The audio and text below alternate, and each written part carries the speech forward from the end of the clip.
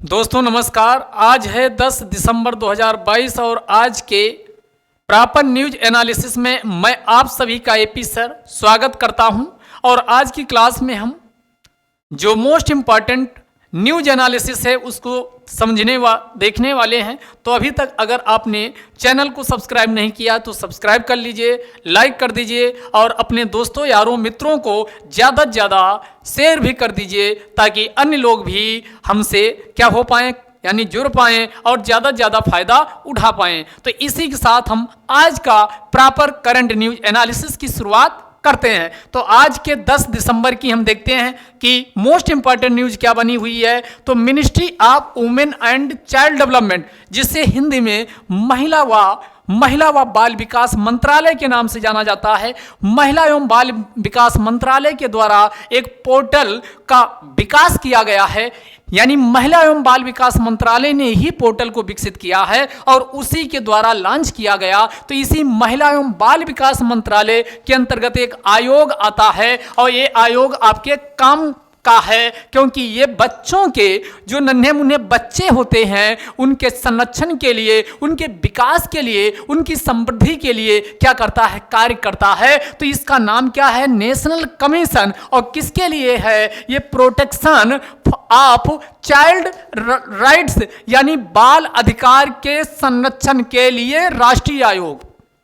ध्यान समझिएगा, बाल अधिकार के संरक्षण के लिए राष्ट्रीय आयोग का गठन किया गया। तो ये अलग से हम बात करेंगे कि ये कब गठित हुआ। तो इसी national commission for protection of child rights के द्वारा एक पोर्टल को विकसित किया गया है और इसी के द्वारा लॉन्च किया गया। और इस पोर्टल का नाम है घर। पोर्टल का नाम क्या है, GHAR, घर। यानी ये क्या है, घर। अब आप कहेंगे कि ये पोर्टल घर, इसकी आइए हम देखते हैं कि फुल फॉर्म क्या है, ये किसके लिए है। तो ध्यान दीजिएगा, जो बच्चों की एक देश से दूसरे देश में कोई बच्चा जा रहा, या एक राज्य से दूसरे राज्य में जा रहा, या एक जिला से दूसरे जिले में जा रहे हैं, तो बच्चों का जो एक देश से दूसरे देश में, या इनका मॉनिटरिंग कैसे हो कि कहाँ बच्चा कहाँ किस स्थिति में है, तो इनकी डिजिटली ऑनलाइन मोड में मॉनिटरिंग हो सके ताकि उनको प्रॉपर सही जगह पे पहुंचाया जा सके। तो ऐसी स्थिति से निपटने के लिए ही क्या किया गया, इस पोर्टल को लॉन्च किया गया है। तो अब पोर्टल का कुछ समझ में आ गया होगा, यानी बच्चे को क्या पहुंचाना है, घर पहुंचाना है। और कौन से, तो इसमें अनाथ बच्चे हो सकते हैं, गोद लिए हुए बच्चे हो सकते हैं, या अन्य किसी अन्य इस विषम परिस्थिति में जो बच्चे हैं उनको भी इसमें शामिल किया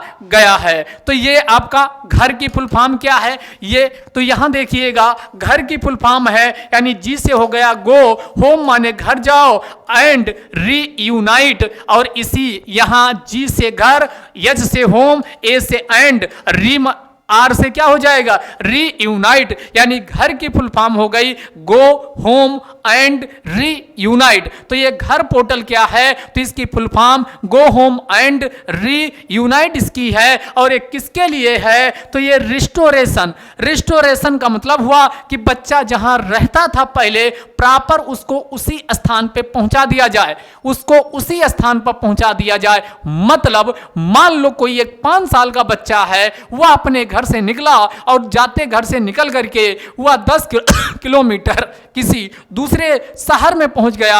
अब उसको कुछ अता पता, कुछ ध्यान नहीं आ रहा कि हमारा घर कहां, कैसे हम घर पहुंचेंगे। तो ऐसी स्थिति में इस पोर्टल के माध्यम से उस बच्चे को क्या किया जाएगा, यानी संरक्षित किया जाएगा। और बच्चा अपने घर से जहां 10 किलोमीटर से आया था वहीं फिर से उसके घर पे पहुंचा के आया जाएगा। तो ये आपका है। तो इसीलिए ये रिस्टोरेशन के लिए है। And repatriation of child, repatriation का मतलब हुआ सौंपना, हैंड ओवर करना। वैसे इसकी हिंदी होती है प्रत्यर्पण। क्या करना, प्रत्यर्पण, जिसका बच्चा है उसके हवाले करना। जैसे कोई अनाथालय से बच्चा कोई कहीं दूसरे जगह पहुंच गया और अब उसे नहीं पता कि उसका अनाथालय पहले कहाँ था, तो उस बच्चे को इसी ऐप के माध्यम से जिस अनाथालय में वो रह रहा था उसमें उसे पहुंचा दिया जाएगा। कुल मिला के सार ये है इसका कि ये घर का मतलब हुआ जो जहां पर आप चयन से रह सकते हो और किसी भी प्रकार की आपको कोई दिक्कत, कोई यानी किसी भी समस्या का आपको लगती ही नहीं, तो उसी को क्या कहा जाता, उसी को घर कहा जाता। तो ये घर पोर्टल का मतलब हुआ कि बच्चा जहां प्रॉपरली रहता आ रहा है उसी जगह उसे फिर से पहुंचा दिया जाए। तो अगर किसी कारणवश वो अपने घर से निकल के किसी अनजान स्थिति या जगह पर पहुंच गया है, अब वो अपने घर जाने में सक्षम नहीं है, या उसको किसी ने क्या कर लिया, किसी ने दूसरे स्थान पर जबरदस्ती लेके चला आया है, तो उसको जिसने जबरदस्ती उसका यानी दूसरे स्थान पर पहुंचाया है वहां से उसे घर तक पहुंचा दिया जाएगा। यानी होम ये पोर्टल किसके लिए, जो ये आपका घर पोर्टल है, यह रिस्टोरेशन एंड पेट्रिएशन के लिए है। और इसमें ये क्यों लाया गया, तो यहां देखिएगा डिजिटली इसमें क्या किया जाएगा, डिजिटली मॉनिटर किया जाएगा, ट्रैक किया जाएगा the restoration and repatriation of child according to the protocol. यानी कि जो प्रोटोकॉल भारत सरकार होगा जो स्थापित करेगी उसके हिसाब से क्या किया जाएगा, बच्चा कहां पहुंचा है, यानी वो प्रॉपर जो अपने घर पहुंच गया कि नहीं पहुंच गया, इसका डिजिटली मॉनिटरिंग की जाएगी, ट्रैकिंग की जाएगी। कुल मिलाकर के कि एक बच्चा घर से निकला और 10 किलोमीटर दूर पहुंच गया और उसमें बी व्यक्ति को कहा गया इसको उसके घर पहुंचा दो, बी ने उसको उठा के किडनैप करके कहीं अलग ही पहुंचा दिया या बेच बाच दिया, तो ऐसी कंडीशन में अब क्या होगी, digitally proper real time monitoring होती रहेगी। तो इससे क्या होगा, जो बच्चा है वो बच्चा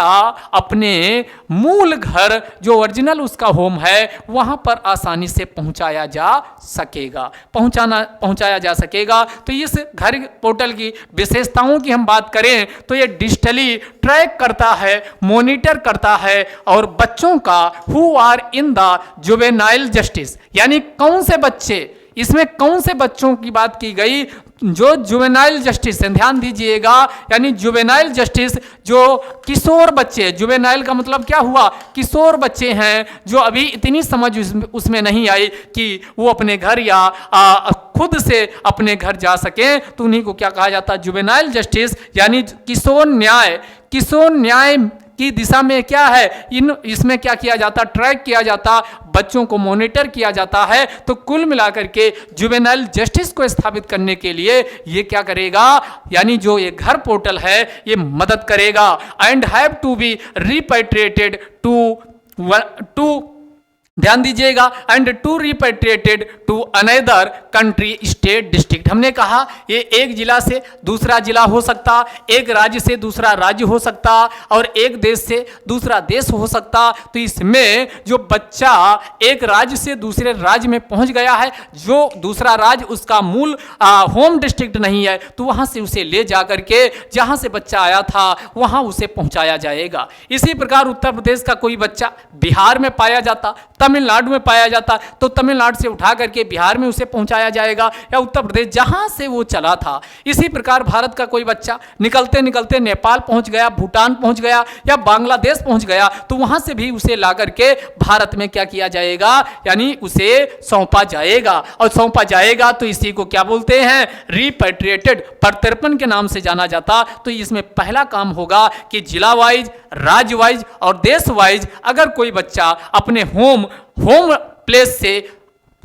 प्लेस से भूल बिखर कर दूसरे स्थान पे पहुंच गया, तो वहां से उसे क्या किया जाएगा, डिजिटली रूप से ट्रैक व मॉनिटर करते हुए उसके मूल स्थान पे पहुंचाया जाएगा। इसलिए बच्चे के साथ जो ये व्यवहार होगा, बच्चे को एक प्रकार का न्याय देना होगा, क्योंकि वो कहां भूला भटकता रहेगा अगर उसे प्रॉपर उसके मूल ओरिजिनल प्लेस पे नहीं पहुंचाया जाता है। तो इसीलिए इसे जुवेनाइल जस्टिस का नाम दिया गया। तो भारत में इससे जुवेनाइल जस्टिस सिस्टम और अधिक क्या होगा, मजबूत होगा। तो ये पहला पॉइंट इसकी समझ में आ चुका होगा। दूसरा, digital transfer of cases of children to the concern juvenile justice board. आपको पता है कि जो जुवेनाइल किशोर बच्चे होते हैं उनके मामले नॉर्मल सुप्रीम कोर्ट या हाई कोर्ट में उनकी सुनवाई नहीं होती, उनके लिए बाकायदा अलग से जुवेनाइल जस्टिस बोर्ड बनाए गए हैं या फिर चाइल्ड वेलफेयर कमेटी बनाई गई हैं जो राज्यों के स्तर पे काम करती हैं। तो प्रत्येक राज्यों में जुवेनाइल जस्टिस बोर्ड या child welfare committee, juvenile justice board या child welfare committee CWC, child welfare committee या जुवेनाइल जस्टिस बोर्ड जो राज्य के स्तर पर गठित किए जाते हैं। तो इससे क्या होगा कि जो बच्चे हैं जिस भी संबंधित राज्य से हैं उनके मामले को डिजिटली उस राज्य में क्या कर दिया जाएगा, ट्रांसफर, स्थानांतरित कर दिया जाएगा। और किसको यह सौंपा जाएगा, तो मान लो कोई बच्चा बिहार पहुंच गया था, है यूपी का, तो यूपी में जो जुवेनाइल जस्टिस बोर्ड होगा या वेलफेयर कमेटी होगी, यहाँ की चाइल्ड वेलफेयर कमेटी, उसके हवाले कर दिया जाएगा डिजिटली माध्यम से। It will help in the speedy repatriation. और इस प्रकार जो बच्चे का प्रत्यर्पण था ये बहुत तेजी से संपन्न हो पाएगा, त्वरित गति से, बहुत तेजी से बच्चे को उसके मूल जगह, मूल स्थान पे पहुंचा दिया जाएगा। तो ये दूसरी इसकी विशेषता है। यानी कि पहली हमने विशेषता आपको क्या बताया, पहली विशेषता ये बताया कि इससे जुवेनाइल जस्टिस सिस्टम मजबूत होगा, ये हमने पहली बताई। दूसरी विशेषता हमने क्या कहा कि बच्चे को डिजिटली ट्रांसफर किया जाएगा। किसको किया जाएगा, तो राज्य विशेष में जो जुवेनाइल जस्टिस बोर्ड होगा या चाइल्ड वेलफेयर कमेटी होगी उसके हवाले कर दिया जाएगा। इसलिए बच्चे का त्वरित प्रत्यर्पण संपन्न हो पाएगा। ये दूसरा पॉइंट हो गया। तीसरा पॉइंट, यहाँ इस पॉइंट को समझिएगा। तीसरे पॉइंट में क्या कहा गया, where there is a requirement of a देखो कई बार क्या होता है कि बच्चे जो स्थानीय भाषा बोल रहे होते हैं तो उनकी भाषा को समझना, मान लो कोई बच्चा यूपी का है, हिंदी बोल रहा हो, तमिलनाडु वो पहुंच गया है, तो वहां पर उसको तमिल समझ में नहीं आ रही, तो इसके लिए बाकायदा पूरे भारत में क्या होने चाहिए, इंटरप्रेटर होने चाहिए। क्या होने चाहिए, ट्रांसलेटर, अनुवाद करने वाले, इंटरप्रेटर होने चाहिए, विशेषज्ञ होने चाहिए। तो ये होंगे तो उनको, चूंकि इन जो ट्रांसलेटर होते हैं, इंटरप्रेटर होते हैं, वो बच्चे की बात को समझेंगे और फिर जुवेनाइल जस्टिस बोर्ड या जो चाइल्ड वेलफेयर कमेटी है जो राज्य विशेष में गठित होती उससे संपर्क कर सकेंगे। तो इसमें ये जो इंटरप्रेटर और ट्रांसलेटर व एक्सपर्ट विशेषज्ञ को भी इसमें शामिल किए जाने की बात की गई है। तो where there is a requirement of a translator, interpreter, expert, यानी जहां भी अगर अनुवादक व इंटरप्रेटर जो यानी सीधे अनुवाद नहीं करता लेकिन एक सेंस बताने की कोशिश करता है, तो जहां पर भी इंटरप्रेटर की जरूरत होगी या विशेषज्ञ की जरूरत होगी, request will be made to the concern state government, तो वहां पर जो संबंधित राज्य सरकार है उससे क्या किया जाएगा, उससे निवेदन किया जाएगा कि ऐसा आप करिए। तो ये इसमें क्या होगा,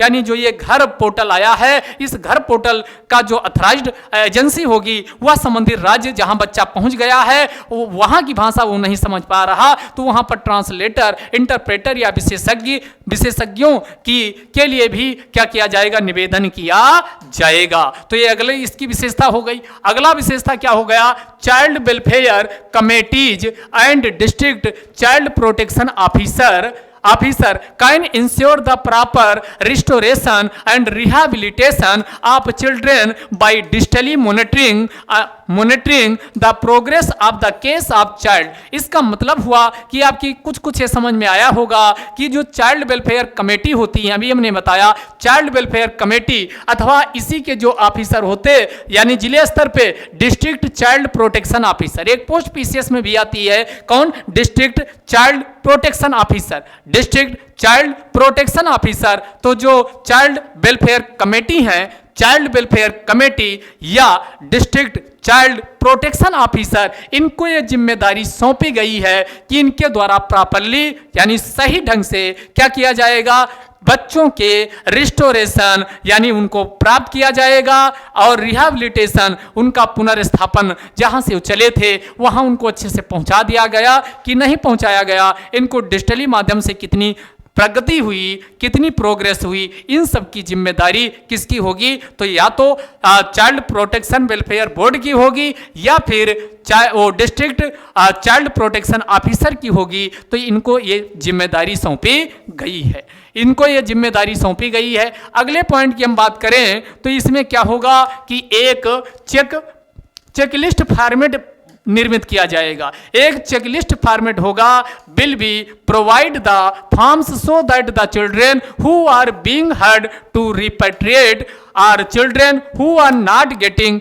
देयर इंटाइटल्ड कंपनसेशन और other monetary benefits can be identify. यानी जो चेक लिस्ट फॉर्मेट होगा इसमें यह देखा जाएगा कि बच्चा जिसको रिपेट्रिएट किया गया या रिस्टोर किया गया कि उसको जो यानी मॉनेटरी बेनिफिट मिलनी चाहिए या जो कंपनसेशन मिलना चाहिए वो मिल रहा है कि नहीं मिल रहा। क्योंकि जो बच्चा ऐसी स्थिति में बच्चा मिलता है तो उसको क्या चाहिए, यानी उसको मुआवजा दिया जाना चाहिए और साथ में उनको क्या अन्य मौद्रिक लाभ मिलना चाहिए। तो ये मिल रहा है कि नहीं, तो ये भी कौन, इसके लिए चेकलिस्ट भी फॉर्मेट तैयार किया जाएगा। और सबसे लास्ट जो ये जुवेनाइल जस्टिस बोर्ड है, ये अब बात आती है कि जुवेनाइल जस्टिस बोर्ड या इन सबको क्या कोई संवैधानिक या सांविधिक इनका स्थान है या दर्जा दिया गया, तो जी हां इसका स्थान है। क्या जुवेनाइल जस्टिस एक्ट 2015 का है। तो ये अधिनियम कब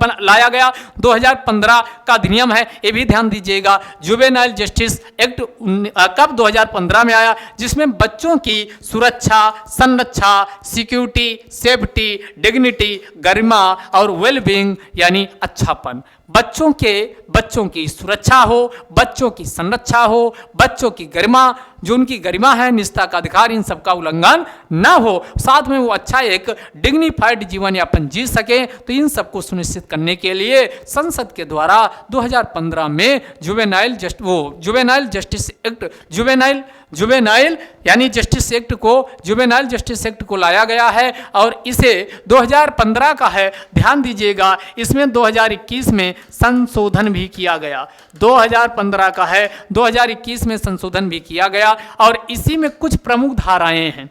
वो क्या करती हैं, ये पावर प्रदान करती हैं किसको, तो इसी में सेक्शन 27 से लेकर 30 जो जे एक्ट है, जुवेनाइल जस्टिस एक्ट 2015 है, इसी का सेक्शन 27 से लेकर 30 किसकी बात करता है, तो ये जो चाइल्ड वेलफेयर कमेटी यानी चाइल्ड वेलफेयर कमेटी गठित होगी, ये किस में बात की गई, तो ये जुवेनाइल जस्टिस एक्ट जो 2015 का है उसी का सेक्शन 27 से 30 और 27 से 30 में कहा गया कि सेक्शन 27 से 30 यानी 27, 28, 29, 30 चार सेक्शन हैं जो चाइल्ड वेलफेयर कमेटी यानी बाल कल्याण समिति की बात करते हैं।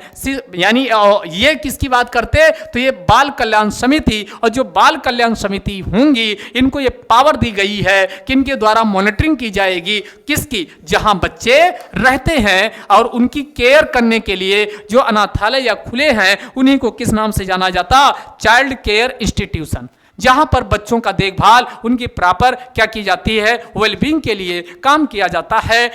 तो वहां पर उनकी मॉनिटरिंग कौन करेगा, तो जुवेनाइल जस्टिस जो एक्ट है ये बताता है कि इसके लिए चाइल्ड वेलफेयर जो बोर्ड होगा, चाइल्ड वेलफेयर बोर्ड के द्वारा क्या किया जाएगा, चाइल्ड केयर इंस्टीट्यूशन की मॉनिटरिंग की जाएगी। तो ये आप ये भी ध्यान रखिएगा। इसके अलावा अन्य बातें करें तो इसी जे का जो सेक्शन नंबर 106 है, 27 से 30 किसकी बात करता है, चाइल्ड वेलफेयर बोर्ड की बात करता, और चाइल्ड वेलफेयर बोर्ड के द्वारा किसकी प्रॉपर मॉनिटरिंग की जाती है, चाइल्ड केयर इंस्टीट्यूशन की। इसी का एक सेक्शन और है जे अधिनियम जो 2015 है उसका सेक्शन 106 है। 106 किसकी बात करता है, तो 106 बात करता है किसकी, कि प्रत्येक राज्य सरकार के द्वारा क्या किया जाएगा, डिस्ट्रिक्ट स्तर पे डिस्ट्रिक्ट चाइल्ड प्रोटेक्शन यूनिट का गठन होगा, जिसे शॉर्टकट में क्या कहा जाता है, DCPU। किसका गठन करेगी, district child protection unit, DCPU का गठन कौन, प्रत्येक सरकार करेगी। प्रत्येक सरकार क्या करेगी, DCPU का गठन, डिस्ट्रिक्ट चाइल्ड प्रोटेक्शन यूनिट का गठन करेगी। आप कहेंगे कि DCPU क्या करेगी, तो ये पहले तो जान लीजिए DCPU की अध्यक्षता कौन करेगा, तो जिले स्तर पे चूंकि इसका गठन हो रहा तो स्वाभाविक है इसकी अध्यक्षता किसके द्वारा की जाएगी, तो जो DM साहब डिस्ट्रिक्ट मजिस्ट्रेट हैं जिसे आप जिलाधिकारी के नाम से जानते हो, तो DM साहब के द्वारा इसकी अध्यक्षता की जाएगी DCPU की। तो प्रत्येक राज्य सरकार यानी जुवेनाइल जस्टिस एक्ट के अंतर्गत ही यह बताया गया कि जो 2015 का अधिनियम है वो कहता है कि उसकी धारा 106 कहती है कि प्रत्येक राज्य सरकार के द्वारा जिले स्तर पर DCPU यानी डिस्ट्रिक्ट चाइल्ड प्रोटेक्शन यूनिट का गठन होगा, जिसकी अध्यक्षता DM करेगा। अब बात आई एक करेगा क्या, डीसीपीयू के द्वारा क्या किया जाएगा? तो यहां पर आप देखिएगा इसमें क्या लिखा गया, every district to take up the matters relating to the children to ensure the implementation of Juvenile Justice Act 2015 and rules thereafter।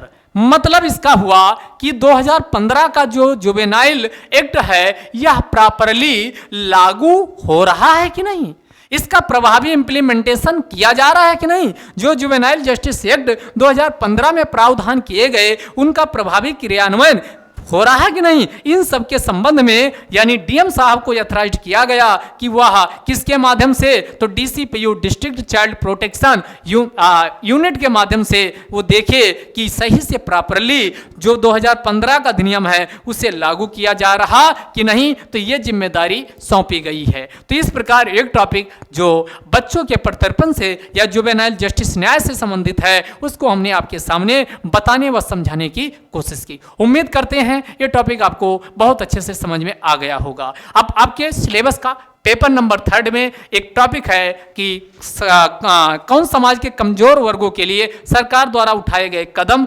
कल्याणकारी योजनाएं, उस टॉपिक से सीधे क्या करता है, कोरिलेट करता है, क्योंकि वल्नरेबल सेक्शन के बारे में सीधे सीधे आपके सिलेबस में लिखा गया है। अगले टॉपिक पे आते हैं। अगला टॉपिक यानी वल्नरेबल सेक्शन से है महिला व बालिकाएं जो बच्चियां होती हैं उनके चूंकि उनका सशक्तिकरण होना बहुत जरूरी है, क्योंकि चाहे national family health survey third का रिपोर्ट हो या नेशनल फैमिली हेल्थ सर्वे 4 या अभी लेटेस्ट जो डेटा आया है नेशनल फैमिली हेल्थ सर्वे 5 का डेटा हो, उन सब में आप देखोगे उनमें एनीमिया, रक्त अल्पता, इसके अलावा स्टंटिंग, बेस्टिंग यानी और अंडरवेट की प्रमुख समस्या पाई जाती है, क्योंकि उनका प्रॉपर क्या नहीं हो पाता, उनका न्यूट्रिशनल स्तर प्रॉपर अच्छे से उनको नहीं मिल पाता। तो वैसे तो भारत में बच्चों में चाहे मेल हो फीमेल कुपोषण की समस्या, मल न्यूट्रिशन की समस्या, हंगर भूख की समस्या ये सब पाई जाती है, लेकिन वो ज़्यादा सुभेद होती हैं। अब यहाँ बात महिला एवं बाल विकास मंत्रालय को सशक्त महिला एवं बच्चियों के सशक्तिकरण के लिए किसमें, एजुकेशन में, किसमें, यहाँ पर जो बात की गई है यहाँ पर एजुकेशन, क्योंकि एजुकेशन ही सबसे इम्पॉर्टेंट होता है। अंबेडकर साहब ने भी कहा था कि शिक्षा वह शेरनी का दूध है जो जितना पिएगा उतना दहाड़ेगा। तो यहाँ भारत सरकार ने भी महिला एवं बच्चियों के सशक्तिकरण के लिए एजुकेशन में, चूंकि इनका रिप्रेजेंटेशन काफ़ी कम है बच्चों की तुलना में, मेल की तुलना में अगर इनका देखा जाए तो जितना मेल का होना चाहिए उतना फीमेल का नहीं है, जबकि इनकी पॉपुलेशन तो लगभग 50% के आधे के बराबर ही है। तो इसी के लिए कई अभियान चलाए हैं, डिजिटली महिलाएं साक्षर हों, क्योंकि डिजिटली जब तक महिलाएं साक्षर नहीं होंगी, इसके पहला वाला भी हमने एक रिपोर्ट अभी हाल ही में आई कि डिजिटल रूप से महिलाओं और पुरुषों में कितना गैप है, महिलाओं के पास खुद का मोबाइल कितने %, ये सब हमने पीछे न्यूज एनालिसिस में कवर किया हुआ। तो आप अगर प्रॉपर बने रहते हैं तो बहुत सारी चीज़ें आप इंटरलिंक कर सकते हैं। तो यहाँ पर आपको पता है कि भारत में महिलाओं व बच्चियों के या कहा जाए कि डिजिटल रूप से साक्षरता को बढ़ावा देने के लिए भारत सरकार के द्वारा यहाँ पर इन स्कीम का, जब भी महिला एवं बच्चियों के सशक्तिकरण एम्पावरमेंट की बात आए कि कौन कौन से कदम उठाए गए, तो अब जो यहाँ हम आपके सामने डिस्कस करने जा रहे हैं तो इसको आप प्रॉपर लिख सकते हो। तो कितना, प्रधानमंत्री ग्रामीण डिजिटल साक्षरता अभियान डिजिटल इंडिया के एक कंपोनेंट के रूप में, डिजिटल इंडिया के अंतर्गत ही प्रधानमंत्री ग्रामीण डिजिटल साक्षरता अभियान की शुरुआत की गई। आपको पता है भारत में लगभग कितने 6 करोड़ ग्रामीण यानी गांव हैं, ग्रामीण क्षेत्र हैं, तो उन 6 करोड़ गांवों में क्या करने के लिए, वहां के लोगों को साक्षर करने के लिए क्या शुरू किया गया, प्रधानमंत्री ग्रामीण डिजिटल साक्षरता अभियान शुरू किया गया है, जिसमें फोकस महिला एवं बच्चियों के डिजिटलीकरण को बढ़ावा देने पर भी होगा। अगला ये शिक्षा मंत्रालय के अंतर्गत ही डिपार्टमेंट ऑफ हायर एजुकेशन, जिसे उच्चतर शिक्षा विभाग के नाम से जाना जाता, तो डिपार्टमेंट ऑफ हायर एजुकेशन के द्वारा क्या प्रयास किया गया, तो एक स्कीम लाई गई है। ये स्कीम कौन सी है, ये आप स्कीम प्रॉपरली नहीं सुनते होंगे, तो ऐसे जब पॉइंट आप दूसरों से एक दो अलग लिखते हैं तो एग्जामिनर को एक्स्ट्रा नंबर आपको देने का मौका भी मिलता है। तो national mission on education, national mission on education यानी शिक्षा पर राष्ट्रीय मिशन, और किसके माध्यम से, थ्रू आईसीटी।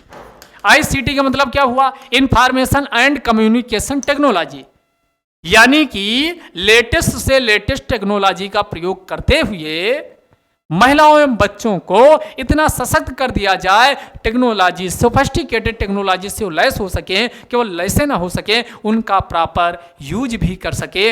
इसी पर जो मिशन लाया गया उसे किस नाम से जाना जाता, national mission on education through ICT. तो ये कौन सा ये मिशन है, तो ये मिशन भी महिला सशक्तिकरण के लिए ही है, national mission on education through information and communication technology. ICT का प्रयोग करते हुए उच्चतर शिक्षा प्राप्त करना, क्योंकि उच्चतर शिक्षा में आप देखते हो कि ऑटोमेशन से लेकर के इनोवेशन के बहुत ज़्यादा चांस होते हैं, जिनमें अगर आईसीटी का प्रयोग किया गया तो बहुत ज़्यादा जो आउटकम होता है वो प्राप्त होता है। तो ये अगला अभियान ये आप बताइए। इसके अलावा जो शिक्षा की दिशा में स्वयं और स्वयं प्रभा, ये भी महिला, वैसे शिक्षा सबके लिए, लेकिन इसमें जब भी सशक्तिकरण की बात आए तो महिला एवं बालिका के सशक्तिकरण के लिए और कौन से कदम उठाए गए, तो स्वयं और स्वयं प्रभा। स्वयं की फुल फॉर्म जान लीजिए, स्वयं की फुल फॉर्म क्या है, तो यहाँ एस से हो गया स्टडी, डब्ल्यू से हो गया वेब्स आप, ए से हो गया एक्टिव लर्निंग फॉर, वाई से हो गया यंग, ए से हो गया इंस्पायरिंग, और यम क्या हो गया, माइंड्स। यानी ऑनलाइन टूल्स का प्रयोग करते हुए शिक्षा को बेहतर करना, क्वालिटेटिव एजुकेशन प्राप्त करना, सस्ती अफोर्डेबल एजुकेशन। तो भारत सरकार के द्वारा सभी गरीब से गरीब, दूर से दूर बैठे हुए व्यक्ति तक एक क्वालिटेटिव एजुकेशन बिना किसी रोक टोक के, बाधा के पहुंच सके, इसी को सुनिश्चित करने के लिए भारत सरकार के द्वारा स्वयं पोर्टल को लॉन्च किया गया। किसको लॉन्च किया गया, स्वयं पोर्टल को लॉन्च किया गया। और स्वयं पोर्टल के अंतर्गत जो आकांक्षी यानी जो उभरते हुए दिमाग हैं, इंस्पायरिंग, उनकी आकांक्षा बहुत ज़्यादा है, उनकी इतनी ज़्यादा, ये सपने तो बहुत दूर दूर के देखते हैं, उड़ाने ऊंची भरते हैं, लेकिन उनको अवसर नहीं मिल पाता। अवसर मिले, वो अपनी जो आकांक्षा पाल रखे हैं, उनका जो उभरता हुआ दिमाग है वो प्रॉपरली उभर पाए। तो इसी को सुनिश्चित करने के लिए स्वयं को लॉन्च किया गया, और स्वयं के साथ साथ स्वयं प्रभा ये भी लॉन्च किया गया। तो दोनों को आप बता सकते हो। स्वयं की फुल फॉर्म आपको बताई दिए, study webs of active learning for, Y से हो गया यंग इंस्पायरिंग माइंड्स।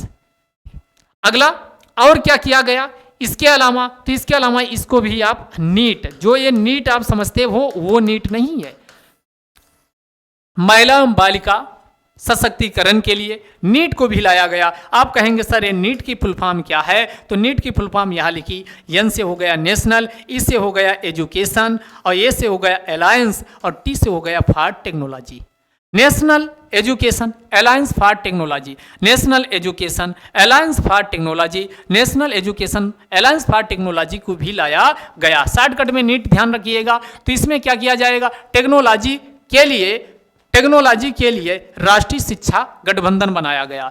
यानी राष्ट्रीय शिक्षा गठबंधन किसके लिए, टेक्नोलॉजी की, टेक्नोलॉजी का प्रयोग हम शिक्षा में ज़्यादा से ज़्यादा कैसे कर पाए, इसी के लिए क्या इसमें स्टार्टअप भी शामिल है, इसमें एंटरप्रेन्योरशिप भी शामिल है, इसमें इंडस्ट्री भी शामिल है, इसमें निजी क्षेत्र भी शामिल है। यानी सबको एक मंच पे आवे और बतावें कि टेक्नोलॉजी का प्रयोग हम एजुकेशन में कैसे अच्छे बेहतर तरीके से कर सकते। तो इसको नीट में शामिल किया गया, national education alliance for technology, और इससे महिला सशक्तिकरण की दिशा में भी एक कदम इस साबित हो रहा है। अगला क्या, नेशनल डिजिटल लाइब्रेरी। आप बहुत सारी बुकें आप खरीदने के लिए पहले जो दूर दराज से संबंधित थे वहाँ तक उनको मैटर पहुँच ही नहीं पाता था, पहुँचता था बहुत समय बाद पहुँचता था। तो क्यों ना नेशनल डिजिटल लाइब्रेरी को लाया गया, जिसमें आपके जो लेटेस्ट से लेटेस्ट आपके पाठ्यक्रम हैं, अपडेटेड पाठ्यक्रम हैं, क्वालिटेटिव मटेरियल, उन सबको उपलब्ध हो सके तो आप आसानी से कहीं भी बैठे हो, कहीं पर भी बैठ करके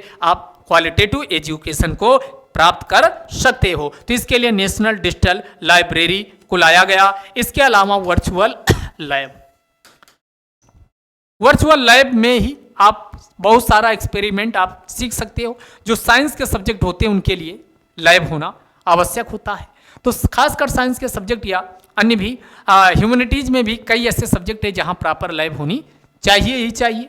तो इसमें वर्चुअल लैब का भी कॉन्सेप्ट के माध्यम से महिला सशक्तिकरण हो रहा है। इसके अलावा ई यंत्र, कौन सा ई यंत्र, ई यंत्र के माध्यम से भी महिला सशक्तिकरण को और बच्चियों के सशक्तिकरण का बहुत सारा यानी सकारात्मक भूमिका या योगदान देखा जा रहा है। तो ये महिला सशक्तिकरण के लिए कुछ यहाँ पॉइंट हैं जो हमने आपको बताने की कोशिश की। इन सब का जो ऊपर ये हमने कहा, इनका मेन मकसद है क्वालिटेटिव एजुकेशन प्रदान करना पूरे देश में ई लर्निंग के माध्यम से, यानी ऑनलाइन मोड में, डिजिटली रूप में, बिना किसी भेदभाव के सब तक क्वालिटेटिव एजुकेशन को सुनिश्चित करने के लिए ये सारे अभियान जो हमने आपको गिनाए, अब इतने पॉइंट हो गए। महिला, बच्चों या ग्रामीण साक्षरता या ग्रामीण सशक्तिकरण के लिए, ग्रामीण विकास के लिए आ जाए, तब वहाँ पर भी ये सारे पॉइंट आप ले जा सकते हैं, क्योंकि बच्चों को और महिला सशक्तिकरण के लिए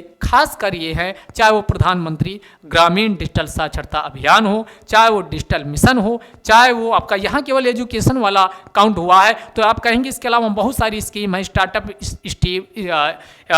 कौन सी स्कीम है, स्टैंड अप स्कीम है तो बहुत सारी आप स्कीम अन्य जानते हो अन्य मंत्रालय की। तो यहाँ पर वो स्कीम है जो महिला एवं बच्चों के एजुकेशन में सशक्तिकरण के लिए हेल्पफुल है। तो प्रधानमंत्री ग्रामीण डिजिटल साक्षरता अभियान, अगला कहा हमने national mission on education through ICT, यानी आईसीटी का प्रयोग करते हुए शिक्षा पर राष्ट्रीय मिशन, इसे भी लाया गया है। इसके अलावा हमने कहा नेशनल डिजिटल लाइब्रेरी कहा, ई यंत्र आपको बताए। इसके अलावा हमने क्या कहा, national education alliance for technology, जो नया पॉइंट है वो भी हमने आपको शामिल किया कि उसको भी शामिल किया गया है, उसको भी शामिल किया गया। तो ये सब प्रयास हो रहे हैं। स्वयं प्रभा और स्वयं पोर्टल और स्वयं प्रभा पोर्टल को आप किसी भी कीमत पर, जो एजुकेशन की आन बान शान सब कुछ है, जिसकी बदौलत यानी बिना बाधा के अब सीधे भारत का कोने में कहीं भी बैठे हो, हर एक प्रकार का क्वालिटेटिव कंटेंट वह आपको हर एक प्रकार की काउंसलिंग से लेकर के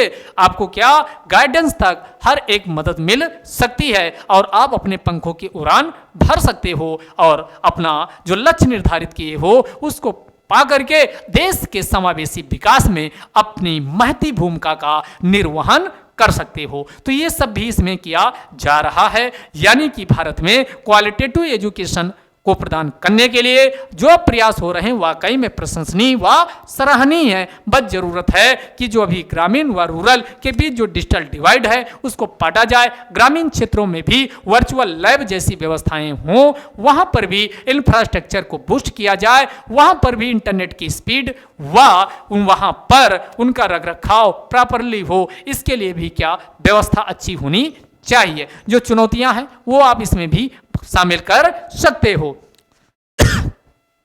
बात समझ में आई। अब इसी में महिला सशक्तिकरण के लिए ये तो थे जो पोर्टल ये सब, लेकिन एक प्रमुख अभियान शुरू किया गया। ये आप बहुत जगह जहां जहां ना महिला सशक्तिकरण आए, निबंध से लेकर के किसी भी पेपर में आ जाए, अगर महिला या बच्चियों के सशक्तिकरण की बात आती है तो आप मिशन शक्ति को कतई नहीं भूल सकते हो। मिशन शक्ति को आपको मेंशन करना ही करना है। और मिशन शक्ति क्या है? एक इंटीग्रेटेड समन्वित महिला एम्पावरमेंट प्रोग्राम है, यानी एक ही मंच से, यानी एक ही तीर से सारे निशाने सध रहे हैं। तो वो उस प्रकार का अगर कोई अभियान होता तो उसको बोलते इंटीग्रेटेड।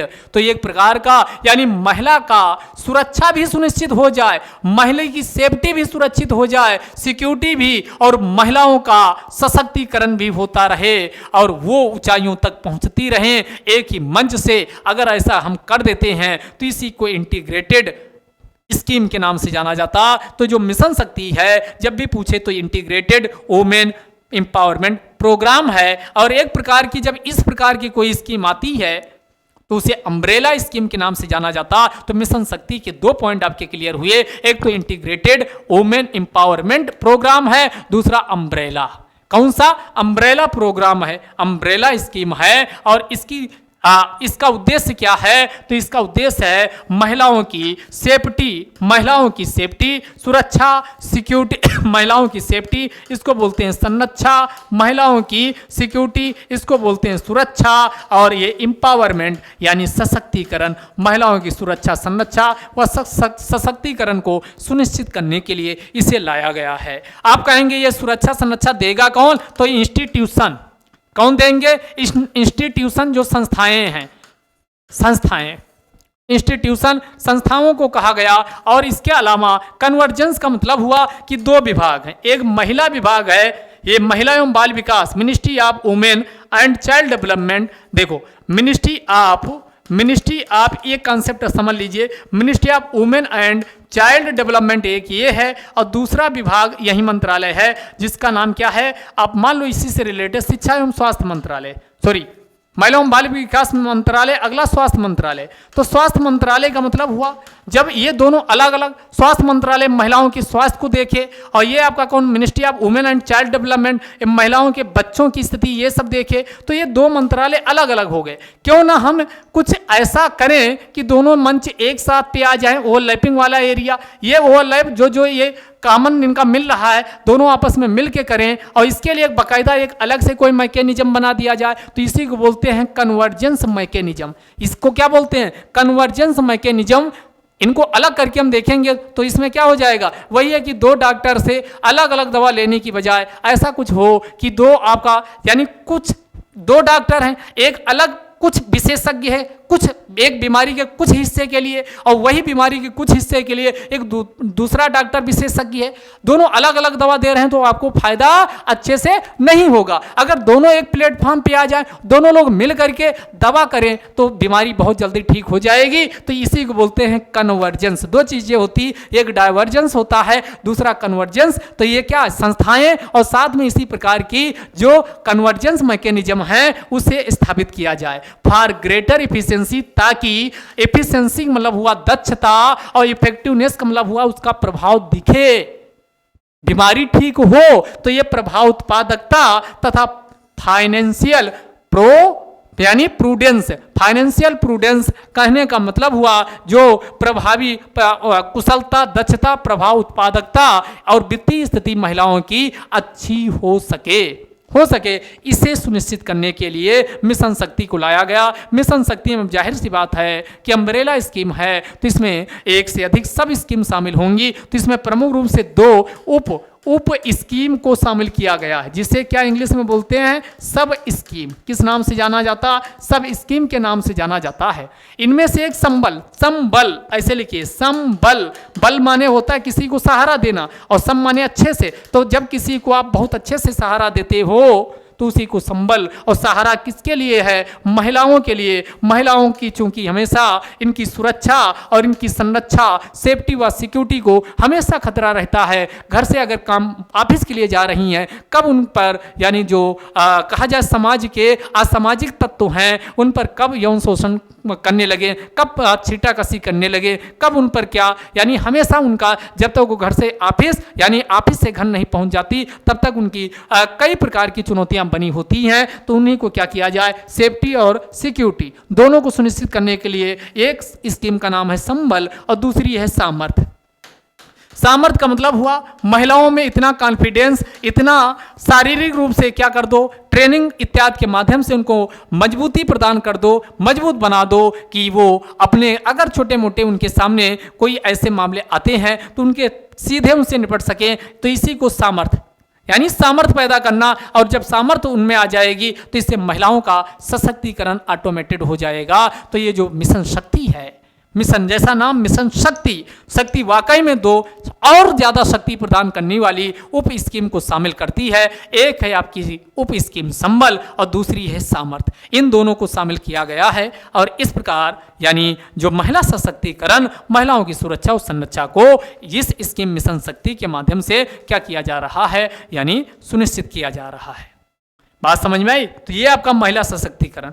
अब बच्चों के, महिलाओं के स्वास्थ्य को बेहतर हो, महिलाओं का, बच्चों का जब तक स्वास्थ्य अच्छा नहीं होगा तब तक उनका सशक्तिकरण अच्छे से नहीं हो सकता। तो इसीलिए पहले से एक स्कीम चल रही थी जिसे आप 1975 से जानते हो, ICDS, integrated child development programme, ये 1975 से चल रहा था। इसी जो इंटीग्रेटेड चाइल्ड डेवलपमेंट स्कीम थी, ICDP, यहाँ पी कर लो, ICDP, integrated child development programme, जो 1975 से चल रही थी, इसका नाम बदला गया और इसी का नाम बदल करके क्या कर दिया गया, यहाँ देखिएगा, ये किया गया है पोषण। क्या किया गया? पोषण। और ये पोषण कितना? 2.0। तो आज का जो पोषण 2.0 है, ये पहले समन्वित बाल विकास कार्यक्रम का ही नया रूप है, यानी नाम बदला गया है वही सारी विशेषताएं। पहले जो इंटीग्रेटेड चाइल्ड डेवलपमेंट प्रोग्राम 1975 से जो चल रहा था उसमें थी, उसी को पोषण अब नाम दिया गया, पोषण 1.0। पहले एक टारगेट 4 साल 3 साल ऐसे सेट कर लिया जाता, जब वो अवधि बीत जाती है तो हमको आवश्यकता ये महसूस होती कि आगे भी इसे कंटिन्यू किया जाना चाहिए। तो अगर कंटिन्यू आगे किया जाता है तो उसी को पोषण 1.0, 2.0 ऐसे हम चलाते रहते हैं। तो ये पोषण 2.0, इसी को मिशन पोषण 2.0 के नाम से भी जाना जाता है। और ये जाना जाता है तो इसी जो इसको लाया गया, और साथ में एक सक्षम आंगनबाड़ी, जो भारत में महिलाओं के लिए, बच्चों के लिए, उनके स्वास्थ्य की देखभाल के लिए आंगनबाड़ी का कॉन्सेप्ट बहुत पहले से, जिसमें आशा बहू इन सब की क्या की जाती, यानी तैनाती की जाती है।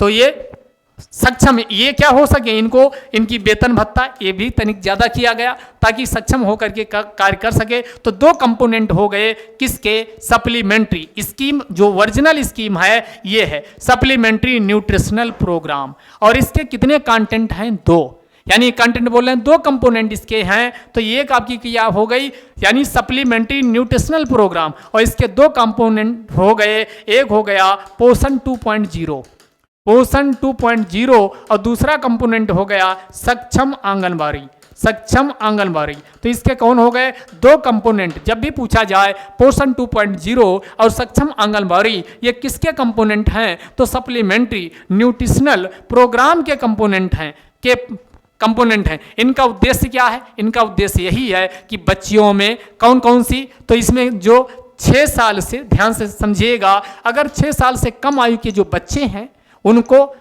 एडोलिसेंट गर्ल्स, जो क्या हैं, ये किशोरी युवतियां हैं, लड़कियां हैं, किशोरी लड़कियां, प्रेग्नेंट गर्भवती महिलाएं, और लैक्टेटिंग मदर्स, और दूध पिलाती हुई माताएं। तो अपने बच्चों को जो दूध पिलाती हुई माताएं हैं, क्या किशोरी लड़कियां हैं, उसके 6 वर्ष से कम आयु के जो बच्चे, नन्हे मुन्ने बच्चे हैं, उन सब में पोषण की कमी ना होने पाए, क्योंकि पोषण की कमी हुई तो उनमें रक्त अल्पता, एनीमिया का वो शिकार हो जाएंगे, जिससे कुपोषण जैसी खतरनाक बीमारी से भी वो ग्रस्त हो सकते हैं। तो प्रॉपर रूप से उनको पोषण तत्व प्रदान करने के लिए कौन? सप्लीमेंट्री न्यूट्रिशनल प्रोग्राम शुरू किया गया, जिसके 2 प्रमुख रूप से कंपोनेंट हैं, एक है आपका पोषण 2.0 और दूसरा है सक्षम आंगनबाड़ी। तो अगर पूछा जाए कि भारत सरकार महिलाओं या बच्चियों के सशक्तिकरण के लिए क्या कर रही है, तो सप्लीमेंट्री न्यूट्रिशनल प्रोग्राम ला रही, जो कभी पहले ज़माने में 1975 में कौन प्रोग्राम चला करता था, तो कौन सा? तो हमने अभी आपको बताया इंटीग्रेटेड चाइल्ड डेवलपमेंट प्रोग्राम, जिसे 2 अक्टूबर 1975 को शुरू किया गया था। तो उसी को पोषण 2.0 या मिशन पोषण 2.0 में मिला दिया गया है। तो ये अब बात आपकी क्लियर हो चुकी होगी। इसके अलावा और क्या किया जा रहा, तो ये पोषण ट्रैकर, नाम से ही पता चल रहा, ट्रैक करना, किसी चीज को ट्रैक करने का मतलब हुआ कि प्रॉपरली जो भारत सरकार के द्वारा 6 वर्ष से कम बच्चों के लिए, गर्भवती महिलाओं के लिए, दूध पिलाती हुई माताओं के लिए, और साथ में जो एडोलिसेंट गर्ल्स हैं, किशोरी बच्चियां हैं, इनके लिए जो पोषण अभियान, आयरन की गोलियां या अन्य प्रकार की जो दवाएं, सप्लीमेंट दिए जा रहे हैं, ये इन तक पहुंच रहे हैं कि नहीं, लाभार्थियों तक पहुंच रहे हैं कि बीच में ही सारा निपटारा हो जा रहा। तो इसी को सुनिश्चित करने के लिए कौन सा पोषण ट्रैकर ऐप को लॉन्च किया गया। ये कब आया है? 1 मार्च 2021 को। 1 मार्च 2021 को ये लॉन्च किया गया। इसे किसने विकसित किया है? तो इसने national e grid division, national e grid division, Bharat सरकार के अंतर्गत स्थापित नेशनल ई ग्रिड डिवीजन ने पोषण ट्रैकर को 1 मार्च 2021 को लॉन्च किया है। इसका उद्देश्य क्या है? इसका उद्देश्य आप जान गए होंगे, यानी ये गवर्नेंस टूल है। यानी गवर्नेंस का मतलब हुआ कि हर एक क्षेत्र में गवर्नेंस होता है, शिक्षा में, स्वास्थ्य में। अब गवर्नेंस का आप सीधा मुद्दा ये सोचते हो प्रधानमंत्री मीटिंग कर रहे हैं तो गवर्नेंस होगा, जी नहीं। गवर्नेंस का मतलब हुआ कि आम जनता के लिए जो सरकार कदम उठा रही है उनका प्रभावी क्रियान्वयन हो रहा है कि नहीं, उसका लाभ जिसके लिए सरकार कोई स्कीम, कोई प्रोग्राम, कोई इनिशिएटिव, कोई पहल कर रही है, वो लाभ उस तक पहुंच रहा कि नहीं पहुंच रहा, तो इसी को गवर्नेंस कहा जाता। तो एक गवर्नेंस इन हेल्थ, यानी स्वास्थ्य के क्षेत्र में जैसे सरकार के द्वारा जो न्यूट्रिशनल सप्लीमेंट्री प्रोग्राम है, इसके अंतर्गत जो भी इसके कंपोनेंट हैं, जो भी आयरन की गोलियों से लेकर के जो भी स्वास्थ्य के इक्विपमेंट सरकार के द्वारा उपलब्ध करवाए जाते हैं, उनका इम्प्लीमेंटेशन इफेक्टिवली हो रहा कि नहीं, इसी को सुनिश्चित करने के लिए पोषण ट्रैकर को लॉन्च किया गया, जिसमें स्टंटिंग, बेस्टिंग और अंडरवेट, इनका आगे हम बात करेंगे। स्टंट का मतलब हुआ कि जब एज के साथ आपकी लंबाई नहीं बढ़ती है, एज तो 50 साल हो गई, सॉरी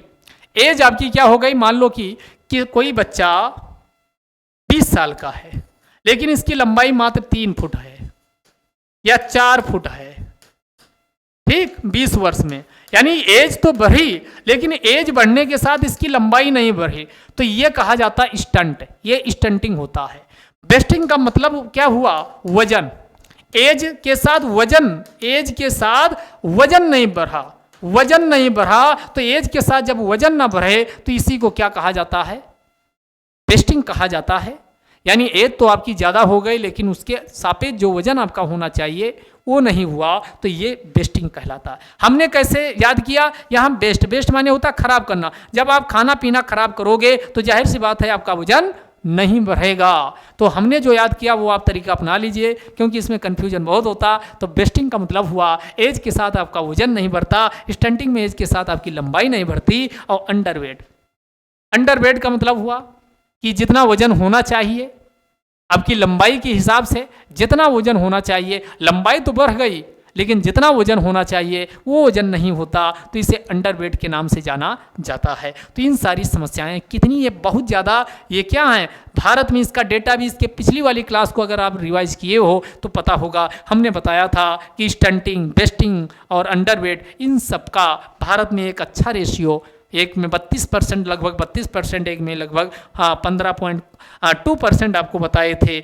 और अंडरवेट का भी आपको कितना 21-22% आपको बताए थे। इन डेटा को आप दिमाग में बैठा लीजिए। जहाँ जहाँ जब आप फैक्ट और डेटा, और ये नेशनल फैमिली हेल्थ सर्वे का डेटा नंबर 5 आ चुका है, उसका भी हमने बताया था। तो इन डेटा को ध्यान रखिए और प्रॉपर इनका आंसर में यूज करिए, तभी आपको अच्छे नंबर लाना चाहते हो, तभी अच्छे नंबर प्राप्त होंगे।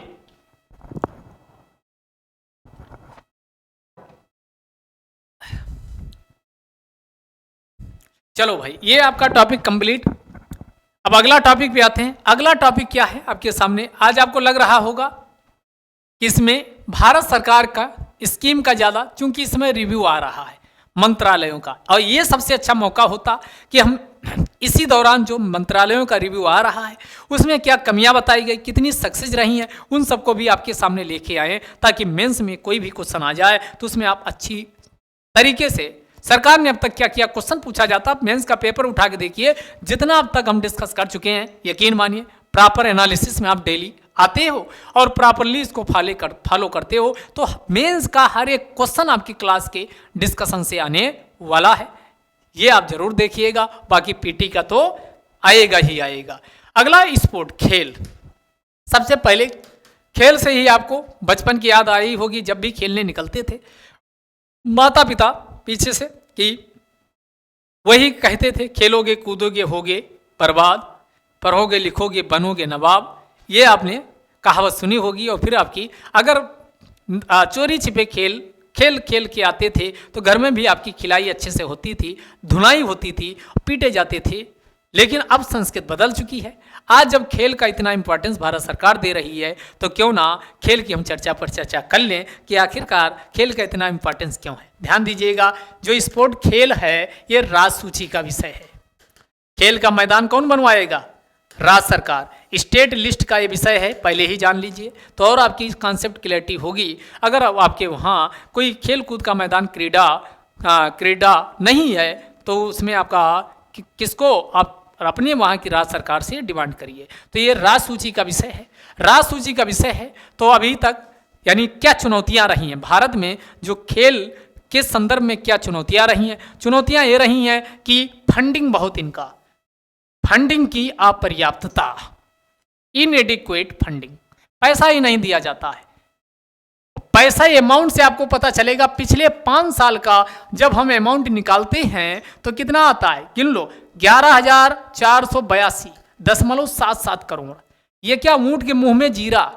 जहां भारत की इतनी ज्यादा पॉपुलेशन है, इतना कम अमाउंट से खेल संस्कृत, खेल की भावना को कैसे आप ला सकते हो? जरूरत है पर्याप्त मात्रा में और समय से फंडिंग उपलब्ध हो। इसमें क्या होने वाला 11,482, ये 1 साल का नहीं है, ये 1 साल का नहीं है, इससे ज्यादा तो पैसा उसमें जा रहा। मनरेगा में 65,000 करोड़ कितना दिया गया? अगर 5 से इसको और डिवाइड कर दो तो 5 दूनी यानी 1 साल का मात्र 2,000 करोड़ ये खेल के लिए पैसा गया है। 1 साल का 2,000 करोड़। तो ये पूरे भारत में जो अभी एलोकेशन हुआ खेल के लिए 11,482.77, तो ये पैसा ही नहीं मिलता। दूसरा, पैसा भी मिल भी गया तो खेल के मैदान ही नहीं है, बच्चे जाएं तो कहां खेलें, और उनको ट्रेनिंग देने वाला कोच की दिक्कत है। आप पर्याप्त संरचना, नंबर ऑफ स्पोर्ट्स एकेडमी जो होनी चाहिए, इनकी बहुत कमी है। स्पोर्ट एकेडमी नहीं है, स्पोर्ट एकेडमी पर कोई ध्यान नहीं दे रहा। स्पोर्ट एकेडमी, स्टेडियम नहीं है, और इनके लिए जो उपकरण होने चाहिए, इक्विपमेंट होने चाहिए, वो भी नहीं है। तो पहला पॉइंट हमने कहा, एक तो पैसा नहीं है, फंडिंग का अभाव है। और फंडिंग कितना? पिछले 5 सालों में 11,482 कितना था? 11,482, हाँ 11,482.77 करोड़ रुपये पिछले 5 सालों में एलोकेशन किया गया। पर्याप्त अवसंरचना नहीं है, और पर्याप्त अवसंरचना में हमने आपको बताया ना तो खेल का एकेडमी है, और ना स्टेडियम, और ना ही जो बच्चों के खेलने के लिए उपकरण चाहिए वो है। दूसरा, हैं भी तो पूरे के पूरे जो शहरी क्षेत्र हैं वहीं केंद्रित हैं। गांव में आप जाओगे, एक भी आपको खेल का मैदान नहीं मिलेगा। मिल भी गया तो वहाँ पर ना तो कोई एक बार कभी बनवा दिया गया तो उसका प्रॉपर देखभाल जो होनी चाहिए वो नहीं होती। घास ही घास, और सांप न्योले से लेकर के ना कितने जंगली जानवर उस मैदान में आपको नजर आएंगे। पहुंच भी गए तो आप खेल पहले खेलोगे और निपट पहले जाओगे, ये दशा है। तो ग्रामीण और शहरी के बीच में जो गैप है वो समस्या है। इसके अलावा जो खेल के मैदान हैं भी, उनका समुदाय का जो वहाँ का ताकतवर वर्ग है, उनका वर्चस्व है। यानी समाज के सभी वर्गों की, खेल में भी जाति, खेल में भी धर्म, खेल में भी भाषा, खेल में ही क्षेत्र, ये क्या है? हावी है। और जब तक ये जाति, धर्म, पंथ, भाषा, खेल के संस्कृत, जब तक ये खेल की संस्कृत का मतलब हुआ कि एक गांव के क्षेत्र में पाओगे कि वहाँ पर जो अभी लैक ऑफ इंक्लूसिविटी, समावेशिता होनी चाहिए, वो नहीं है। आर्थिक आधारों पे कमजोर वर्ग है तो उसको क्लास के हिसाब से, कास्ट के हिसाब से, महिला है तो उसको किसी भी कीमत पर खेल के मैदान में नजर आ गई तो घर वाले उसका क्या कर देते हैं, यानी उसको दूसरे दिन से बहुत ज़्यादा उसकी डांट फटकार लगती है। तो ये सब आपका चुनौतियां हैं। तो किया क्या जाए? किया यही जाए कि सबसे ज़्यादा, चूंकि भारत APJ अब्दुल कलाम भी कहते थे कि भारत गांवों में बसता है, तो भारत का विकास करना है तो गांवों को स्मार्ट बनाना होगा। इसी को ध्यान में रखते हुए उनके द्वारा 2004 में पूरा का कॉन्सेप्ट लाया गया था।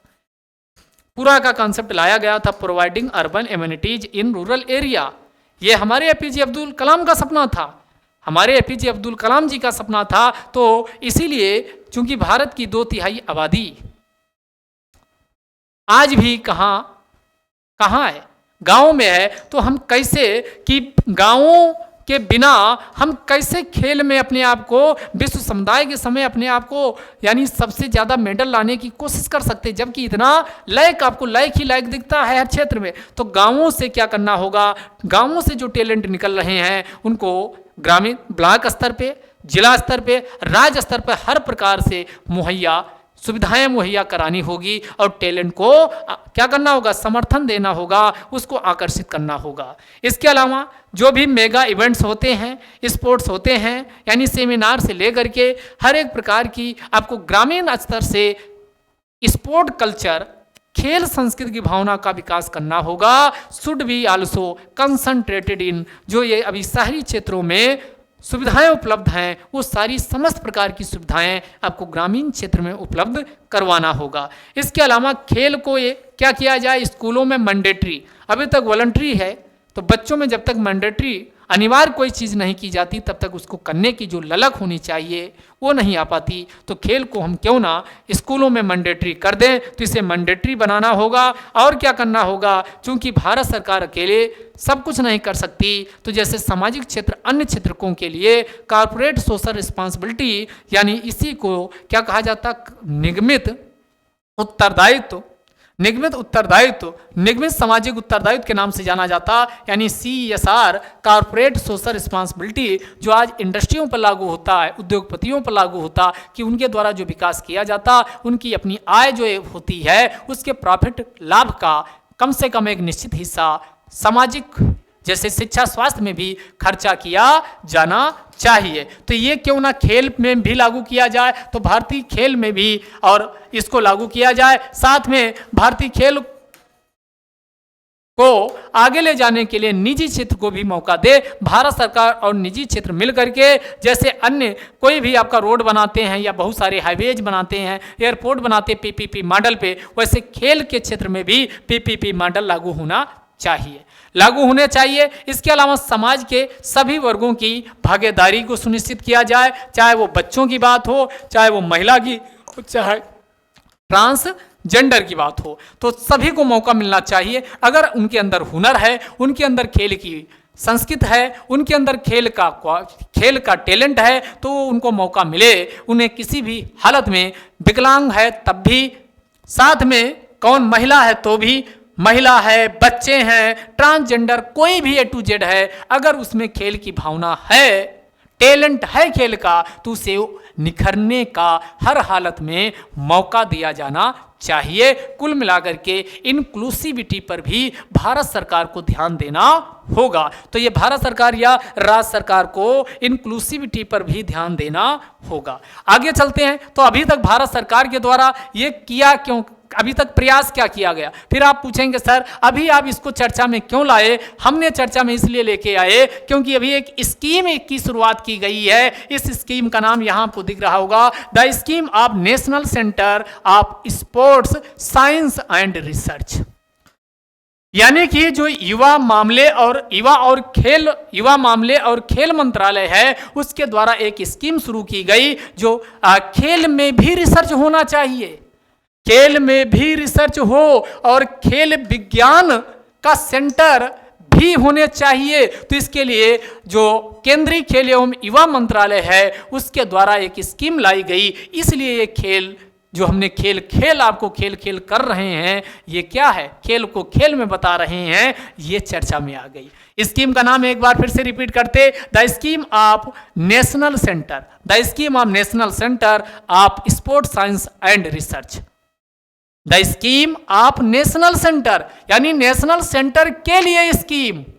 और ये क्या करेगी, स्पोर्ट साइंस, जैसे आपकी साइंस में अन्य चीजें आप क्या करते, एक्सपेरिमेंट करते हो, वैसे आपकी क्या किया जाएगी, स्पोर्ट साइंस एंड दूसरा क्या है, रिसर्च, अनुसंधान को स्पोर्ट में बढ़ावा दिया जाएगा। तो कौन सी scheme, scheme of national centre of sport science and research. ये क्या करेगी, हाई लेवल पे रिसर्च, एजुकेशन एंड इनोवेशन को ये क्या करेगी, यानी बढ़ावा देगी in the respect of high performance of all elite athlete. जितने भी ऑल एलीट एथलीट हैं, यानी उच्च वर्ग के अभिजात्य जो एथलीट हैं, उनका यानी के परफॉर्मेंस के उच्च परफॉर्मेंस के संदर्भ में यह रिसर्च एजुकेशन व इनोवेशन को खेल में भी क्या कर देगी, खेल में भी इसको बूस्ट करेगी, प्रोत्साहन देगी। तो इसके लिए और इसका इम्प्लीमेंटेशन कौन करेगा, तो ये साई यानी स्पोर्ट्स अथॉरिटी ऑफ इंडिया,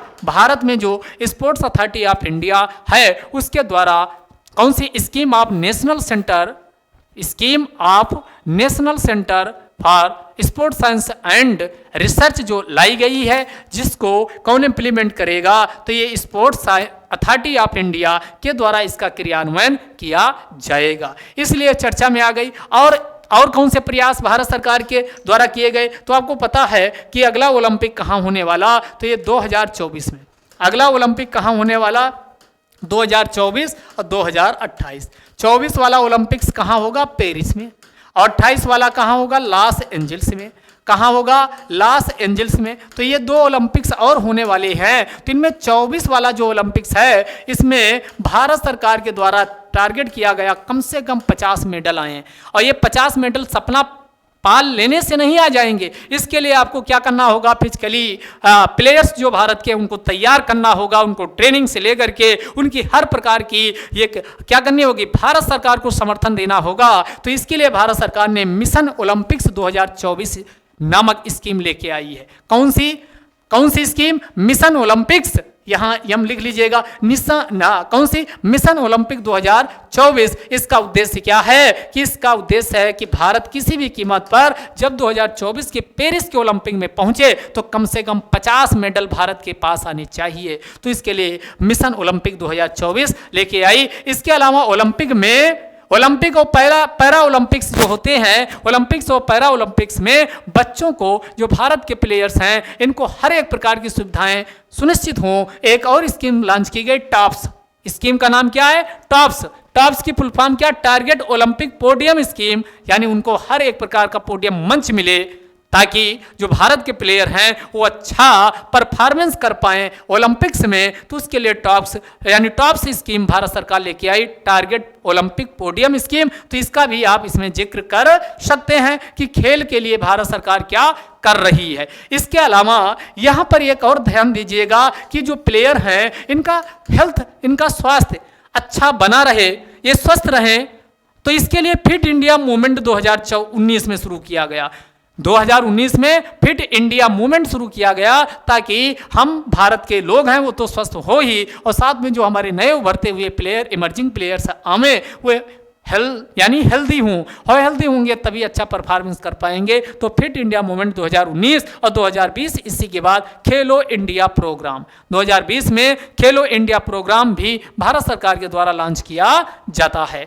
और ये सब कैसे हो पाएगा, ये सब इसके लिए चाहिए रोकरा। ये रोकरा कहाँ से आएगा, रोकरा यानी पैसा कहाँ से आएगा, ये आएगा नेशनल स्पोर्ट डेवलपमेंट फंड।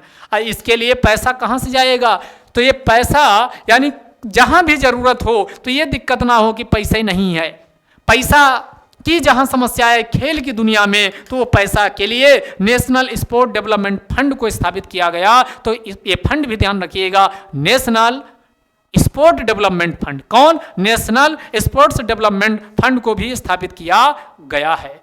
अब अगला टॉपिक हो गया ये खेल वाला। तो खेल की इतना पॉइंट, इतनी स्कीम हो गई। प्रॉपरली आप यकीन करिए, इसको अच्छे से रिवाइज कर लीजिए, और कुछ भी क्वेश्चन आया तो आपका गलत नहीं होगा। अगला क्या है, अगली स्कीम नहीं, एक क्या अधिनियम का चर्चा में आया, क्योंकि अब कौन सा सत्र शुरू हो गया है, तो आपको पता मानसून सत्र शुरू हो चुका है, और मानसून सत्र शुरू हो चुका तो कई बिल जो अब है लोकसभा और राज्यसभा संसद के मंच से पारित होंगे, फिर राष्ट्रपति की सहमति के लिए जाएंगे, और फिर कानून का शकल लेंगे। तो इस बार अभी चर्चा इंपॉर्टेंट है, ये है कि इलेक्ट्रिसिटी कंजर्वेशन एक्ट जो 2001 का है, जिसे विद्युत संरक्षण अधिनियम 2001 के नाम से जाना जाता, इसे क्या किया गया, इसे लोकसभा में प्रस्तुत किया गया। अब प्रस्तुत किया गया तो चर्चा में आ गया, और चर्चा में आ गया तो आपके एग्जाम में आने की मोस्ट इंपॉर्टेंट इसकी संभावनाएं हैं, क्योंकि वर्तमान में जो ग्रीन हाउस गैस उत्सर्जन और कार्बन उत्पादन जो हो रहा है, इससे जलवायु परिवर्तन के लिए जो कदम उठाए जा रहे हैं, तो ऐसे कानून चर्चा में आना स्वाभाविक है, और चर्चा में आना स्वाभाविक है तो पर्चा में भी आना स्वाभाविक है। तो इसीलिए हम बात करते हैं इलेक्ट्रिसिटी कंजर्वेशन एक्ट 2001। कौन सा?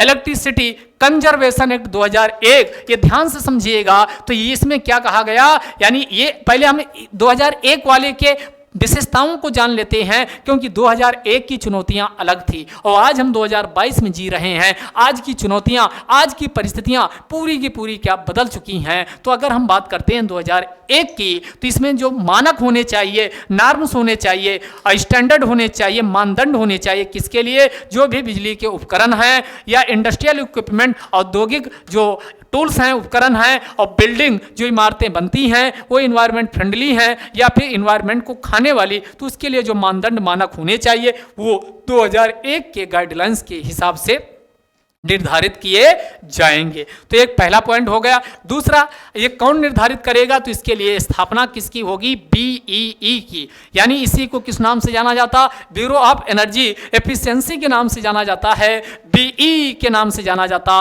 तो अगर आपके एग्जाम में क्वेश्चन पूछता है, यह हम गलती बहुत करते हैं, क्वेश्चन पूछेगा BEE की स्थापना किस कानून के अंतर्गत हुई, और ऑप्शन देगा इलेक्ट्रिसिटी एक्ट 2003। हम मारेंगे जय श्री राम, और हमारा भी हो गया जय श्री राम। क्वेश्चन हो गया गलत, क्योंकि यहां भी देखा ब्यूरो ऑफ एनर्जी लगाओ इलेक्ट्रिसिटी, और जैसे एनर्जी लगा इलेक्ट्रिसिटी लगाए वैसे ही क्वेश्चन गलत हो जाएगा, क्योंकि BEE की स्थापना, ब्यूरो ऑफ एनर्जी एफिशिएंसी की स्थापना, ये कौन सा?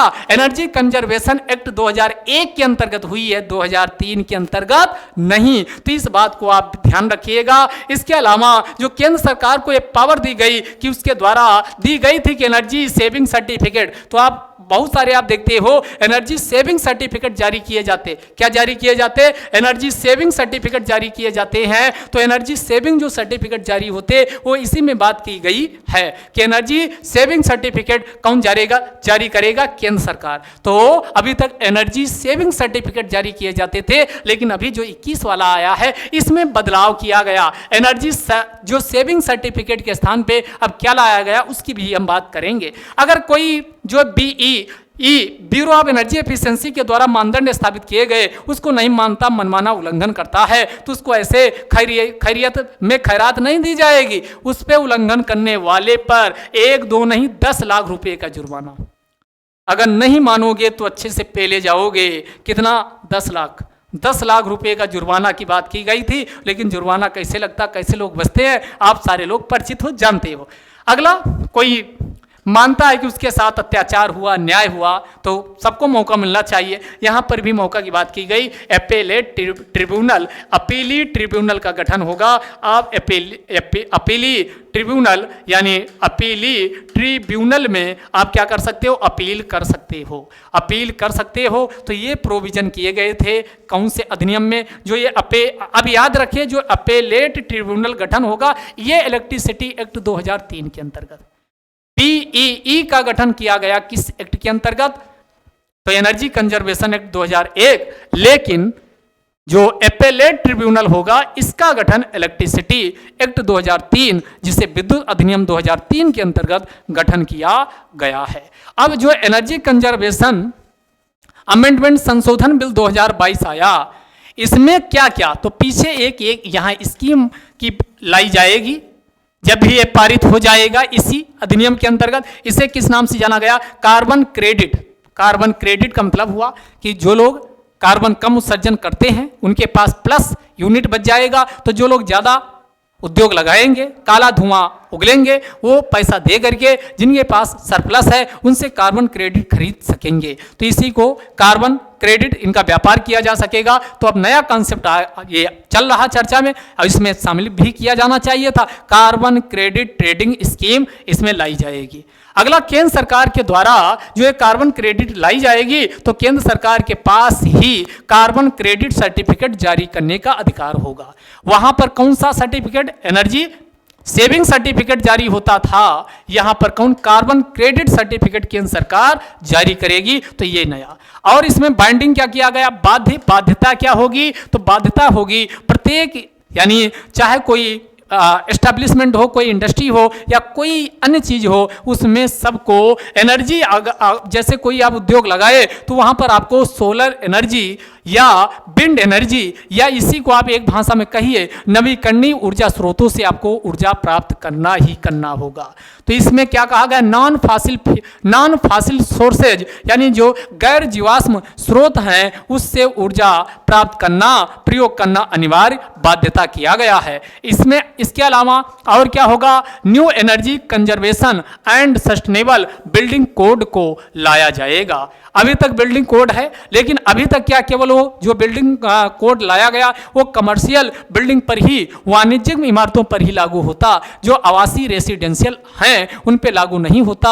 अब जो नया आएगा कौन सा, new energy conservation and sustainable building code आएगा। यह कमर्शियल यानी वाणिज्यिक प्रतिष्ठानों के साथ साथ आवासीय बिल्डिंग है, इमारत सब पे लागू होगा। यानी अब घर भी बनाओगे तो आपको इन्वायरमेंट को ध्यान में रखते हुए आपको भी कोड, जो एनर्जी कंजर्वेशन और सस्टेनेबल बिल्डिंग कोड है, उसके मानदंडों को पालन करना होगा। चाहे आप अपने पर्सनल यूज के लिए बना रहे हो या फिर किसके लिए बना रहे हो, यानी कमर्शियल का। तो इसमें दोनों कमर्शियल और रेसिडेंशियल दोनों बिल्डिंग को इसमें शामिल किया जाएगा। अगला, BEE जो ब्यूरो ऑफ एनर्जी एफिशिएंसी है, इसको समाप्त नहीं किया जाएगा, ये कंटिन्यू रहेगा, लेकिन इसको और अधिक डेमोक्रेटिक, लोकतांत्रिक रूप से मजबूत किया जाएगा। अभी तक इसमें केवल सरकार के प्रतिनिधि शामिल होते हैं, और इसमें अब क्या होगा, जो उद्योगों के और कंज्यूमर्स हैं इनके रिप्रेजेंटेटिव को भी शामिल करने की बात की गई है। इनकी भी सलाह मशविरा को इसमें शामिल किया जाएगा, ताकि जो एनर्जी कंजर्वेशन है और सस्टेनेबल डेवलपमेंट है उसको अच्छे से बूस्ट किया जा सके। और इसी में क्या, ग्रीन हाइड्रोजन, यानी स्वच्छ ऊर्जा को प्राप्त करने के लिए जो भविष्य का ऊर्जा का स्रोत भी माना जाता है हाइड्रोजन, तो हाइड्रोजन के माध्यम से हम ग्रीन एनर्जी को प्राप्त करने का भी इसमें प्रयास किया जाएगा। अगला, और इसमें क्या, इसमें भी अगर कोई नहीं मानेगा तो 10 लाख रुपए के साथ पेला जाएगा। कितना, 10 लाख रुपए के साथ निपटाया जाएगा। अगर आप उल्लंघन करोगे तो 10 लाख रुपए आपको पेनाल्टी के रूप में लिया जाएगा, पेनाल्टी के रूप में लिया जाएगा। अब अभी तक हमने जो आपको डिस्कस किया ये थे आपके प्रॉपर न्यूज एनालिसिस। इतने पॉइंट आपको मिलते हैं कि आप कोई भी एग्जाम में आपको लिखने के लिए मैटर की कमी नहीं होगी। अभी इंफॉर्मेटिव क्वेश्चन की ओर चलते हैं, जो आपके एग्जाम में छपने के चांसेस ज़्यादा होते हैं, खासकर प्रीलिम्स और मेंस में भी इस प्रकार के आप बीच बीच में इस्तेमाल कर सकते हो। क्या है, universal health coverage. Universal health coverage पर यानी सभी तक स्वास्थ्य पहुँचे, तो इसी को सार्वभौमिक स्वास्थ्य कवरेज कहा जाता। तो ये यूनिवर्सल हेल्थ कवरेज डे 2022 पर 2 दिवसीय सम्मेलन हुआ। ये 10 से 11 दिसंबर को हुआ 2022 में। कहाँ, यूपी पीसीएस वाले ध्यान दें, ये यूपी के वाराणसी नामक शहर में इसका उद्घाटन किया गया। और इसका उद्घाटन यूपी की जो इस समय गवर्नर हैं कौन, श्रीमती आनंदीबेन पटेल के द्वारा किया गया। और जब ये पटेल ने किया तो उस समय स्वास्थ्य एवं परिवार कल्याण मंत्री मनसुख मंडाविया भी उपस्थित थे, और साथ में परिवार राज्य मंत्री डॉक्टर भारती प्रवीण पवार भी उपस्थित थे। और तो इनकी इन सब की उपस्थिति में इसका उद्घाटन किया गया। हमारे माननीय मुख्यमंत्री योगी जी तो उनका होना स्वाभाविक था। यह एक प्रकार का, ये कहाँ इसका उद्घाटन हुआ, तो ये बनारस में ही रुद्रास सेंटर है, जो किसके लिए जाना जाता है, international cooperation and convention centre hall जो है उसी में इसका उद्घाटन किया गया है। अगले इंफॉर्मेटिव क्वेश्चन की ओर चलते हैं। तो presidential life time achievement award 2022 से किसको दिया गया, ये अमेरिका के जो राष्ट्रपति हैं जो बाइडन के द्वारा किसको दिया गया, तो ये भारतीय मूल के और साथ में अमेरिकी हैं, कृष्णा बबीलाला, नाम से ही पता चल रहा भारतीय मूल के हैं, कृष्णा बबीलाला को यह जो पुरस्कार है यानी life time presidential life time award से नवाजा गया। और आज का सबसे लास्ट क्वेश्चन है कि B20 इंडिया, जैसे G20 होता वैसे B20 इंडिया का अभी अध्यक्ष कौन बनाए गए? तो शुरू में जो अब चूंकि G20 2023 की अध्यक्षता भारत करने वाला, तो उसके पहले आर्थिक मामलों पर बातचीत होने के लिए B20 का गठन, बिजनेस 20 का गठन किया जाता है। तो चूंकि इंडिया अध्यक्षता कर रहा तो B20 इंडिया होगा। तो इसके टाटा सन्स के जो चेयरमैन थे एन चंद्रशेखरन, इनको क्या तो B20 इंडिया का अध्यक्ष बना यानी चुन लिया गया है। तो ये थे आज के प्रापन न्यूज एनालिसिस। आपको पूरा वीडियो देखने के बाद आपको कैसा लगा, अपना सुझाव जरूर देके जाइएगा। कल फिर हम प्रापन न्यूज एनालिसिस के साथ मिलेंगे। अगर वीडियो आपको पसंद आता है तो अपने यारों दोस्तों जो तैयारी कर रहे हैं यूपीएससी, यूपीपीएससी, आरओ, पीसीजे, जहां पर भी प्रापन न्यूज एनालिसिस करंट अफेयर से रिलेटेड पूछा जाता है, और आज का समय तो ऐसा है कोई भी एग्जाम नहीं बाकी जहां पर करंट अफेयर्स प्रापन न्यूज एनालिसिस ना पूछा जाता हो। तो क्यों ना 1 घंटे आप निकालिए और प्रॉपरली यहां पर देखिए, क्योंकि यहां की क्लास से अगर नहीं आया तो ये तो मैं अभी वादा नहीं कर सकता, लेकिन इतना विश्वास जरूर दिला सकता हूं कि अगर इस क्लास से नहीं आया तो अलग से भी आएगा नहीं। ये आप प्रॉपर, लेकिन वो तभी संभव हो पाएगा जब प्रॉपर हर एक क्लास में आप प्रॉपरली फॉलो करोगे। तो कल फिर मिलेंगे, तब तक के लिए जय हिंद, जय भारत।